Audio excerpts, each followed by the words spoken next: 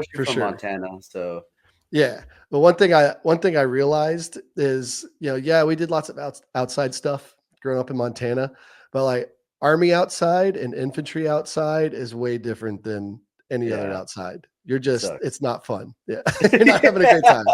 Dude, Like, there's literally nothing fun about going to the field or camping in the army, dude. There's literally right. nothing. Yeah. And it's like you're just walking everywhere or running everywhere Yeah. and you have heavy stuff on. Yeah. And, still to this day, every single time that I, see like crappy weather outside, I'm Yeah. like, there's an infantry dude sleeping in that somewhere, and it's not me. Yeah, I think about that all the time too, man. I'm like I live in Texas and it's like 105 degrees. And I'm like, dude, thank God I'm not Yeah. outside right now. Oh man, I couldn't live without the AC like I do now. So, Yeah. And I mean, but Fort Drum was like kind of a division wide thing for the 10th Mount Division was like, you're going to yeah, be outside just doing stuff. And whenever we would go on battalion runs, all the time, and everybody would just be in shorts and t-shirt, and it's, 15 degrees outside. Um, damn, it sucked. And then we yeah, would we would always do road marches, even whenever there was ice on the ground. I mean, they really embraced the 10th Mountain Division, legacy and yeah. and all that. But it They're was just like, outside and cold all the time. yeah, they're like, we're gonna make y'all suck for Yeah, sure. yeah, But there's some good to it, right? Because like I always tell people, like if you don't train the way you fight, like it'll be easier when you get there. yeah, for sure. You know, We I don't know if it was easier, but it like I'm prepare. definitely glad that we saw like we had to eat it a lot in training before we got to Afghanistan because it was the mountains like we're just nothing that we had Yeah, ever done before. absolutely. Um, and that's because a peacetime army is not going to work with a whole bunch of dudes that have been through multiple deployments because they're going to say, "Oh, we have this big layout that we got to do." They're like, "I don't give a shit about your layout, man. Like, Yeah.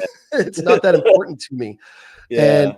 so you have to have other peacetime soldiers to do peacetime garrison stuff, Yeah. and it's it happens. Every organization has to change. So a peacetime military is, good on uniform inspections and layouts. Yeah, dude, you really hit me hard right there because I deployed, 5 months after AIT, so after the medical school, I would deploy. Mhm. I got out of September, deployed in December, and then dude, I was still paying my GI Bill off in Afghanistan, and then I came back and I just could not adapt to the garrison life. It was so hard for me to adapt. It took me like 4 or 5 years to Oh yeah. adapt. And then like I actually what you just said though, I felt that I wasn't matching the other garrison soldiers, even though I was getting promoted. It just didn't the energy didn't feel right. Hmm. Yeah. And it When we sucks. got back from like on the plane ride back from Iraq, my second deployment, my LT looked at me as soon as we landed and he said, "You're now worthless to me." because, What the fuck? because he's just like, you're a break glass in case of war type of squad leader. Like you're not a garrison Yeah. squad leader. And he knew that. It was a term of endearment. He's just like, Yeah. you're of no use to me now because we are no longer in Iraq. Like, and he also knew I was getting out. But Yeah. yeah, dude, I would not have survived the garrison lifestyle. Like Yeah. it was the it's a different type of person. It's a different type of soldier, different type of army. For sure.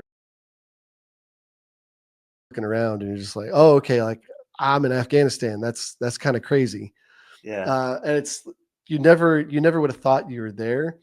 And but all this train up, you're like, I'm wondering what it's going to be like once we get there. And it was Yeah. just a whole bunch of plywood huts and like no AC units. Yeah. Um, there was a PX in the middle, and then there was a couple other uh, foreign governments had their little section there. But I mean, like it was fairly simple back then. There was no Burger Kings or anything like that. It was just Yeah. a chow hall and a PX, and we actually kind of got our cherry popping mission right off the bat. So we were there for a week, and they said you guys need to act as QRF and court on security for an SF raid that's coming up tomorrow. And we're just like, okay, like let's go get bad guys. And so it was 4 Chinooks dropped off 4 platoons around this big compound. And we were just outside security. And then SF came in there and raided it for, whoever they were. We were there for like 3 or 4 hours. And then Chinooks came, landed, and then, took us back home. So we're just like, okay, like we just did our first combat mission. Like Yeah. that was pretty cool. Like nothing happened. No shots fired or anything like that. Yeah. But we I got mean, dropped off in a poppy field around a yeah. huge compound in Afghanistan. So it's like, all right, we're doing it. Did they tell y'all like why they were going after that specific compound or no? Nah, they're just like, you're gonna go make sure nobody out, nobody in Yeah. for an SF raid. And you were doing the 2 months thing, right? So you were 2 months at Bagram. Yeah. So this And was like as right before we were going to start up as security force protection, and that was basically just sitting in guard towers for 10 hours a day. It sucked. It was not cool. yeah, it never is. Pulling guard never is. So Right. But so we did, other than that first mission, like that, our first 2 months at Bagram was just tower guard. yeah, And, nothing ever happens on tower guard, yeah. That's really what it's about, right? Like your brothers that are around you, Because that same road that we were always getting just fucked up on that was the day that I got my my Archon with V device, Yeah, because we were coming back from a patrol. We had a Bradley up front and then 3 Humvees behind. IED strike hits the first Bradley, and so we do a security halt and maneuver our vehicles in place, and the gunner got shrapnel to his head or banged his head or something like that. So we brought him around to the rear Bradley, and the doc was patching him up. And so we're out there trying to like grab all the wires and take pictures and stuff like that of the IED. And then we start hearing sniper fire come in. So it was me and the LT out there taking all the pictures and his RTO. And then we bound all the way back to the very front vehicle.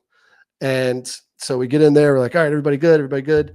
And then we hear screaming over the radio that the sniper was shooting at the medic and the guy that got head injury that was in the back of the very back Brad. So we then had our medic shot, and then the guy who already got blown up is now shot, and it's only them in the back of the Bradley. So what we had to do is we had to bound all the way back, and the LT took cover behind this little mound of dirt, and then we were trying to get them to open up the Bradley ramp, because the ramp has to come down for us to get in there, yeah, but we're also taking sniper fire at the time. So the LT gets pinned down behind this little berm, and then so I run out into the middle of the street and start shooting in the area that we thought the sniper fire was coming from, so the LT could get back. And then they position the Brad to where the back ramp is away from the fire. So then we jump in there, and so I'm doing work on the medic. The LT's doing work on the guy that got shot. Lucky as hell, it just grazed his head.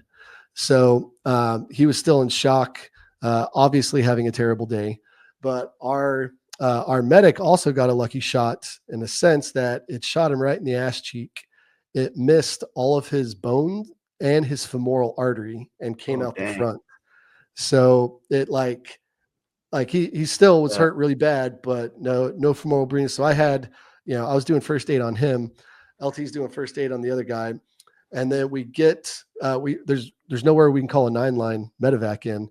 So we yeah, basically had to pull up onto this major highway, and I get out, or right before I get out, the LT's trying to call stuff in. The medic leans over and he finishes up bandaging up the other guy, the guy that got shot in the head.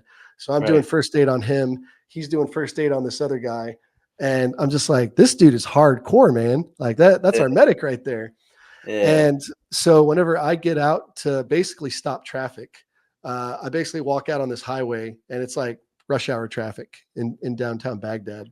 And so I have to stop all these vehicles and I have the RTO's radio on. So I'm just talking, calling in 9 line medevac.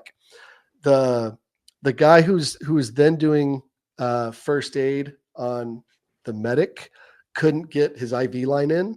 So the medic was just like, fuck it, I'll do it myself. So he gives himself his own IV. And we're Yeah. just like, dude, this is our boy. Shout out Teddy Day. He was our medic and he was fucking gangster, man.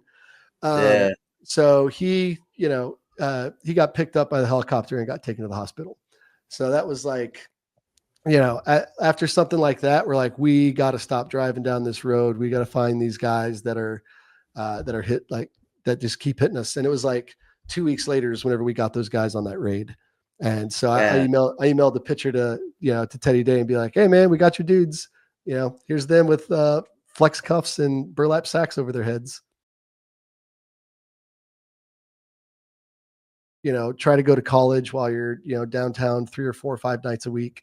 Yeah. So I advise people a vastly different route than what I took.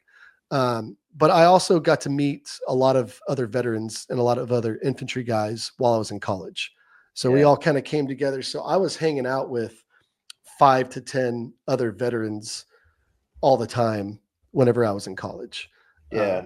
So that made it really, because like you talk to guys that have a tough time transitioning as they go back to a small town in Montana with no other veterans or not a lot going on, and it's like it's tough. But for me, Yeah. I had some family in the area. I met some Marine infantry dudes. Ex special forces guy, a couple other Army infantry dudes, and like we gelled out, went to the bars, palled around, barbecued, do all the things. So Yeah. uh, You know, it's important that you mention all this stuff because like you're still young at this time, dude. You're 22, 23, right? Around that age. And yeah, I think I got out at 23. yeah, and what do you spend all your youth in combat? Like, you think Yeah, about it, right? Like no, from so I 18 to I got out 23. right. Yeah, I got out in 2008. So I got out right before my 25th birthday. And I Oh, was just like, man, so once I turned 25, I was like, I'm 25 and I already have like 25 months in combat. Like this yeah. is, so I was already, I was also real hard on myself about going, I wanted to graduate college before I turned 30. And for just an arbitrary number that I put, out there. And so, yeah, I mean, I was still young. The way that I put it is like, you don't mature socially while you're in the military. So No. like I was still, whenever I got out, I had the social mentality of an 18-year-old kid Yeah. and being a 25-year-old. So it's like there's some friction points there in society. But at the time, still in 2008, there was still a big support your troops vibe in the US. Like, Yeah. um, you it was just different back then. Like Toby Keith type songs, Yep. put a boot in your ass. Like everybody was still like, "Oh Yeah. shit, you're a veteran? That's what's up, dude. Like, thanks for your service." It's like, Yep. "Fuck yeah, man, I'm Yep. out." And I feel like I said I just got back from Iraq for like the first year and a half after I got back from Iraq. That's funny, man.